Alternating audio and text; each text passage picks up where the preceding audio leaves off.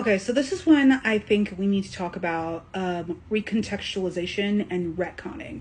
Because while Tamlin is not a perfect leader by any means, to reduce his rule over the Spring Court to almost killing Feyre and treating his people horribly and all of that isn't entirely fair based on the entirety of the canon because of the retconning. So, as for the first thing, Tamlin was much beloved by his people when he was, like, during ACOTAR 1. Like, he was beloved by his people enough that his sentries were willing to go out into the human lands and risk death and or actually die at the hands of humans so that they could help Tamlin break the spell on them. Because in order to fix this whole mask thing with Amarantha, like, Feyre had to kill somebody. You don't get to the point where people are literally willing to die for you, like wander out into the forest and chase death at the hands of like inferior creatures or like whatever they in particular thought about humans at that point, and not think at some point that Tamlin did not have the love of his people.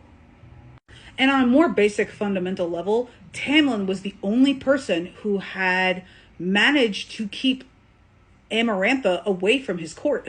She had taken all 6 other High Lords, and Rhysand and Callias that we know of were able to save some certain parts of their territory. Callias, I think he saved like the capital, like he put Vivienne in charge of it while he was going. He said he loved her and then he got taken.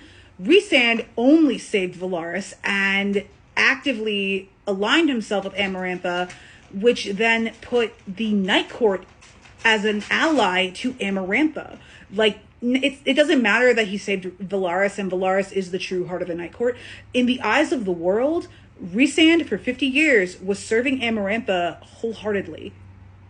So no, I don't think Rhysand would die for his people. Rhysand would die for some of his people. He would die for like the world on like an abstract level. I don't think he would die for every single person in his Night Court, because he barely sees 2/3 of his Night Court as fully realized societies on their own.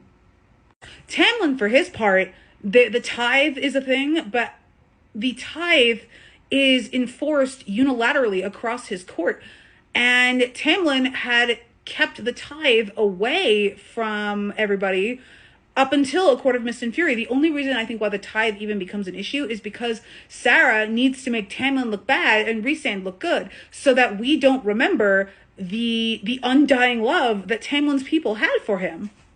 And this is frankly a huge thing in this fandom, where we're presented information and then new information comes out to like recontextualize that information, but then we kind of forget the things that happened that weren't recontextualized. Like, yes, for example, Rhysand is like, oh, Tamlin and my family is like, they killed each other, but we all remember it as this was Tamlin's fault, and we're forgetting that these families had had issues with each other forever. If it hadn't been Tamlin that fucked it up, it would have been somebody else. The thing that separates Tamlin and Rhysand is not their behavior, because their behavior is remarkably similar. But it's not even remarkably similar because they're foils. Like, it makes sense that they act similarly and have similar temperaments. The difference is how the narrative treats them. Rhysand and Tamlin both do horrible things, but only one of them is seen as an irredeemable douchebag by the majority of the fandom. And that there's a whole lot of reasons why the fandom is willing to embrace Rhysand and reject Tamlin, even though both are a similar amount of moral gray.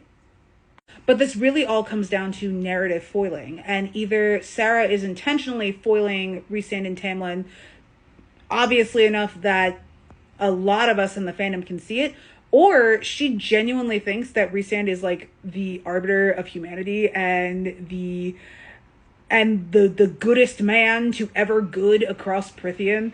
And at that point, I gotta say again, Sarah, are you okay?